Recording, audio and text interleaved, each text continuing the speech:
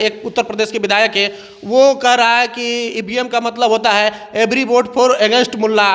तो इससे नीतीश कुमार की छवि धूमिल हो रही है। जिस तरह से महाराष्ट्र में खेला हुआ, सीएम को डिप्टी सीएम बना दिया गया, तो वहाँ बिहार में भी ऐसा कुछ हो सकता है कि आगामी विधानसभा चुनाव 2025 के नतीजे के बाद मुख्यमंत्री नीतीश कुमार जो है सीएम से डिप्टी सीएम ऑफ बिहार कहलाएंगे। तेजस्वी प्रसाद यादव को क्यों बार बार कहना पड़ रहा है कि हम नीतीश कुमार को अपने गठबंधन में नहीं लेंगे, उनको गठबंधन में लेना यानी कि पैर पे कुल्हाड़ी मारना, यानी स्पष्टीकरण देने का मतलब ये है कि अंदर खाने कुछ चल रहा है। नीतीश कुमार से भी राहुल गांधी का बहुत मधुर रिश्ता, ऐसा नहीं है कि नीतीश कुमार से उनका खटास कहीं है। पर अभी हाल फिलहाल में भारतीय जनता पार्टी का लिस्ट जारी हुआ जिसमें 45% अगड़ी जाति के जिला अध्यक्ष हैं, अभी जो कल का डेटा है। तो कांग्रेस पार्टी पर भी यही स्थिति है। कांग्रेस, ऐसा नहीं है कि सिर्फ भारतीय जनता पार्टी में ही अगड़ी जाति को प्राथमिकता दिया जाता है, कांग्रेस पार्टी में भी नीतीश कुमार तो पूरी तरह से मन बना लिए हैं। और नीतीश कुमार एक बार जो जिद पर ठान लेते हैं कि हमको ये करना है, तो वो किसी न किसी रूप में करते हैं, एकदम बहुत जिद्दी। अब कांग्रेस पार्टी पर एक सवाल खड़ा होता है कि कांग्रेस पार्टी बहुजन समाज की बात करती है, 85% की बात करती है, पर बिहार कांग्रेस के जो अध्यक्ष हैं अभी भूमिहार जाति से हैं। राहुल गांधी 18 तारीख को बिहार आने वाले हैं। कृष्ण मेमोरियल हॉल में वो आएंगे और तमाम जो कांग्रेस के नेता है, महागठबंधन के नेता है, वो सभी कोई मौजूद रहेंगे। अंबेडकर को लेकर के बातें होगा। अमित शाह ने जिस तरीके से अंबेडकर साहब का अपमान किया है, उसको लेकर के बातें होगा। साथ ही साथ बिहार का विकास कैसे होगा, 2025 की रणनीति बिहार में क्या होगी, कैसे ये लोगों को काम करना है, ये सारी चीज़ों पर बातचीत करेंगे। क्योंकि जब आएंगे तो ये भी बातें, सूत्रों से खबरें आ रहा है कि सदाकत आश्रम भी जाने वाले हैं। यानी सदाकत आश्रम जाएंगे तो वो देखेंगे कि बिहार का कांग्रेस का जो जहाँ पे कार्यालय है, वहाँ पे कौन कौन से नेता है, कैसा हमारा कार्यालय है और क्या क्या रोड मैप होगा, कितना सीट हमको 2025 में तेजस्वी यादव यानी महागठबंधन से हमको कितना सीट ऑफर होता है, हमको कितना सीट मांगना है, ये सारी रणनीतियों पर बातें होगी 2025 के विधानसभा पर। तो इन सारे मसले पर बातचीत करने के लिए विशेष पढ़ाई किए हैं पंकज जी से जानते हैं कि क्या क्या इन्होंने रिसर्च किया है और ये जो आ रहे हैं इससे कितना ज़्यादा कांग्रेस को फायदा होने वाला है। सबसे पहले पंकज जी स्वागत है। देखिए, राहुल गांधी जो आ रहे हैं पटना, उसका कई मायने निकाला जा रहा है। पहला मायना ये तो है कि कांग्रेस पार्टी को अब किसी भी तरह से बिहार में मजबूती दिया जाए, ताकि उस वजह से कांग्रेस पार्टी अगर थोड़ी सी मजबूत हो जाएगी तो बिहार में सत्ता में आ जाएगी इंडिया गठबंधन। कांग्रेस पार्टी को मजबूती किस तरह से चाहिए? अति पिछड़ा वोट बैंक चाहिए और अगड़ी जाति का वोट बैंक चाहिए उनको। ब्राह्मण जाति कांग्रेस पार्टी को आज भी अच्छी खासी संख्या में फॉलो करता है, तो इस वजह से चाह रहे हैं कि राहुल गांधी हमको इस तरह की मजबूती की आवश्यकता है। आपको पता है राहुल गांधी भारत जोड़ो यात्रा गए, भारत जोड़ो न्याय यात्रा गए, भारत जोड़ो न्याय यात्रा दूसरा यात्रा हमने पूरा कवर किया। राहुल गांधी की बॉडी लैंग्वेज, राहुल गांधी के बिहेवियर, राहुल गांधी के वे ऑफ टॉकिंग से हमको समझ में आया कि राहुल गांधी चाहते हैं कि अब सामाजिक न्याय के साथ साथ अब आर्थिक न्याय भी हो। हर मंच से वो कह रहे थे कि आपकी आबादी है 85%, यानी कि बहुजन पॉलिटिक्स पर पूरी तरह से अडिग हो गए राहुल गांधी। किसी भी तरह से चाहते हैं कि बहुजन पॉलिटिक्स को फिर से जिंदा किया जाए। मान्यवर साहब कांसी राम की तरह, मायावती की तरह, हालांकि मायावती तो पूरे ठंडे बस्ते में चली है, ना ही कांग्रेस का साथ दे रही है ना ही भाजपा का साथ दे रही है। तो राहुल गांधी चाह रहे हैं कि जो मेरा वोट जो है, कांग्रेस पार्टी का वोट आज भी बहुत बड़ा है, सबसे बड़ी पार्टी है कांग्रेस, राष्ट्रीय पार्टी है, सबसे पुरानी पार्टी है। तो इनका जो वोट टूटा है, वोटों का जो ध्रुवीकरण हुआ है, वो चाहते हैं राहुल गांधी की किसी भी तरह से इकट्ठा कर ले और आगामी 2025 विधानसभा चुनाव में हम अच्छी तरह से इस वोटों को बटोर लें। मुद्दा कई मुद्दे हुए। पहला नंबर, बाबा साहब डॉक्टर अंबेडकर का अपमान। अमित शाह ने कहा कि अंबेडकर करने से क्या फायदा है, आप भगवान का नाम लीजिए, स्वर्ग जाइएगा। तो इस मुद्दे को भुनाना चाहते हैं। अब कांग्रेस पार्टी पर एक सवाल खड़ा होता है कि कांग्रेस पार्टी बहुजन समाज की बात करती है, 85% की बात करती है, पर बिहार कांग्रेस के जो अध्यक्ष हैं अभी भूमिहार जाति से हैं। इस पर अखिलेश प्रसाद सिंह भूमिहार जाति से हैं, तो इस पर सवाल खड़ा होता है। हालांकि कांग्रेस पार्टी में अब बहुत बड़ा बदलाव की आवश्यकता है।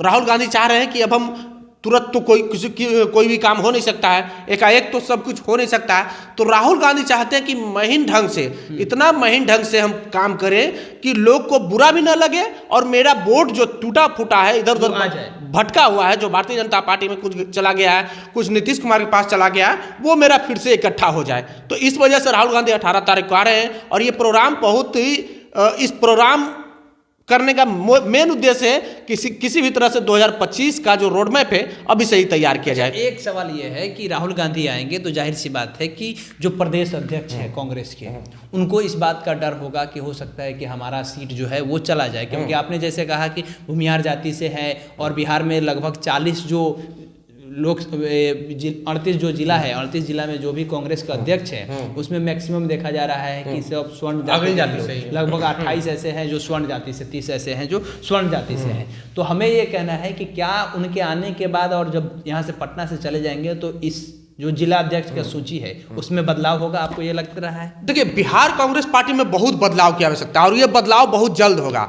राहुल गांधी आ ही इसलिए रहे हैं कि किसी भी तरह से हम अब कांग्रेस पार्टी को पहले की तरह जिंदा करें, पहले की तरह जान फूके। और ये बात कर रहे हैं प्रतिनिधित्व की, बात कर रहे हैं भागीदारी की, कि आपकी किस फील्ड में। आपको पता है कि राहुल गांधी ने प्रधानमंत्री के सचिव पर सवाल खड़ा किया कि किस जाति से कौन लोग हैं, आर्थिक जो भी कैबिनेट में है, अपर मुख्य सचिव कौन है, कौन किस पद में है, किस जाति का जनसंख्या ज़्यादा है, किस जाति की जनसंख्या कम है और किसकी भागीदारी कितना है। और जातिगत जनगणना पर जिस तरह से राहुल गांधी का प्रमुखता से बैटिंग कर रहे हैं, ऐसा लग रहा है कि राहुल गांधी अब जातिगत जनगणना करवा के रहेंगे और आर्थिक न्याय के को एकदम हवा दे रहे हैं। सामाजिक न्याय तो वो हो ही रहा है, सेकुलर पार्टी तो पहले से ही। आने के बाद में ये होगा कि कांग्रेस के जो अध्यक्ष हैं लोग वो चेंज होंगे, जिला अध्यक्ष, बिल्कुल जिला अध्यक्ष भी चेंज हो गए। हालांकि ये आरोप अब भारतीय जनता पार्टी पे लगा है। अभी हाल फिलहाल में भारतीय जनता पार्टी का लिस्ट जारी हुआ जिसमें 45% अगड़ी जाति के जिला अध्यक्ष हैं, अभी जो कल का डेटा है। तो कांग्रेस पार्टी पर भी यही स्थिति है। कांग्रेस,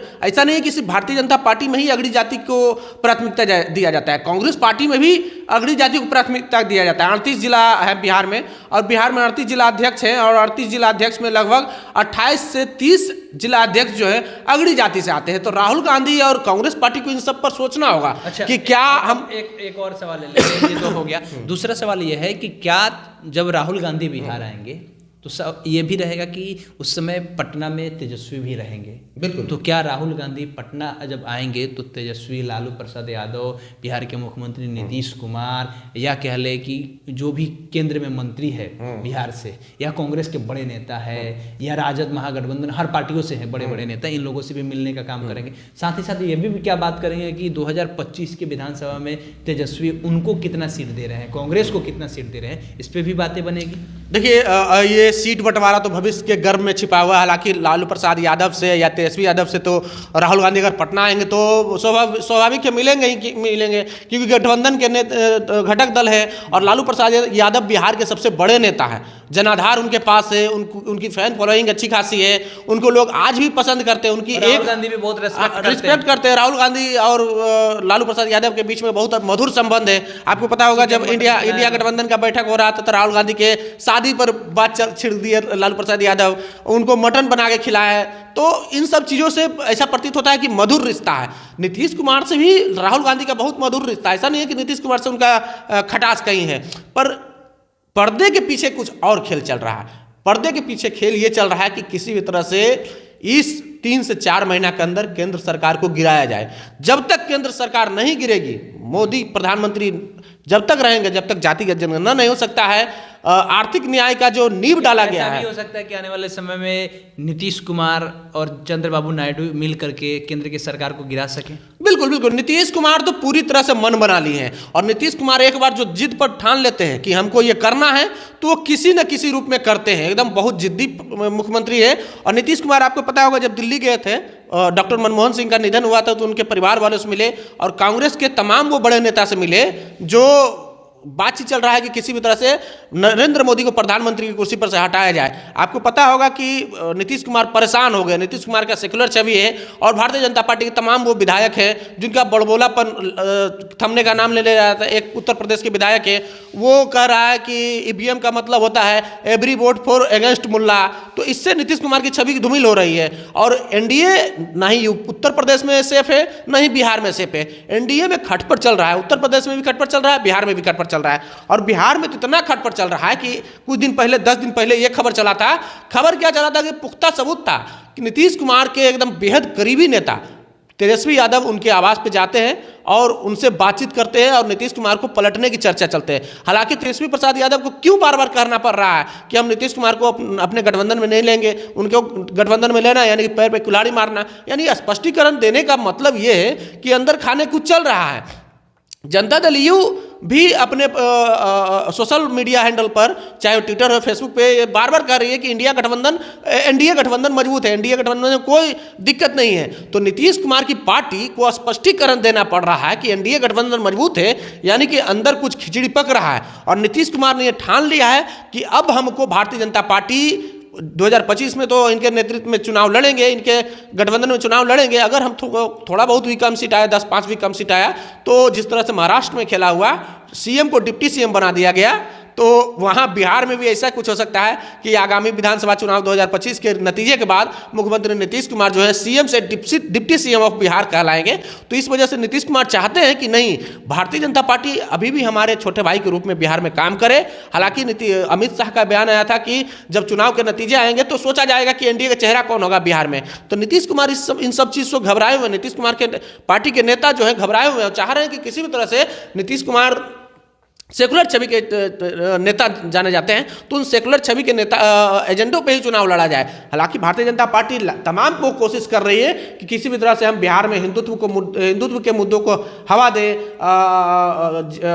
धर्म के मुद्दों को हवा दे, बजरंग दल और तमाम जो हिंदू युवा बानी, उन सभी लोगों का सहारा लिया जाए। पर मुख्यमंत्री नीतीश कुमार के डर से ना ही हिंदुत्व के हवा को दे, हिंदुत्व के बल को हवा दे रही है भारतीय जनता पार्टी, ना ही हिंदू मुस्लिम कर पा रही है। तो मुख्यमंत्री नीतीश कुमार चाहते हैं किसी भी तरह से भारतीय जनता पार्टी अब केंद्र की सत्ता से हटे।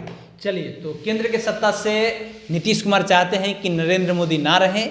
चंद्रबाबू नायडू और नीतीश कुमार की दोनों की बहुत अच्छी दोस्ती है। नीतीश कुमार हाल ही में जब देश के प्रधानमंत्री डॉक्टर मनमोहन सिंह का निधन हुआ था, तो उनके यहाँ जब पहुँचे थे तो कई सारे कांग्रेस के बड़े बड़े कद्दावर नेताओं से मिले थे। और अभी भी एनडीए और इंडिया गठबंधन में जो लड़ाई है कि 2025 से पहले कहा जा रहा है कि चंद्रबाबू नायडू और नीतीश कुमार चाहते हैं कि नरेंद्र मोदी सत्ता से हट जाए, तो ये संभव भी हो सकता है। राहुल गांधी बिहार आ रहे हैं, इससे कितना राहुल गांधी को फायदा होगा, बिहार को क्या फायदा होगा, 2025 की क्या रणनीति होगी और कांग्रेस में क्या क्या बदलाव होगा, इन सारे मसले पर बातचीत हमारी और पंकज की कैसी लगी कमेंट बॉक्स में आप लोग लिखिएगा। हमारा नाम केशव है, पब्लिक स्टेशन आप देख रहे थे। बहुत बहुत धन्यवाद।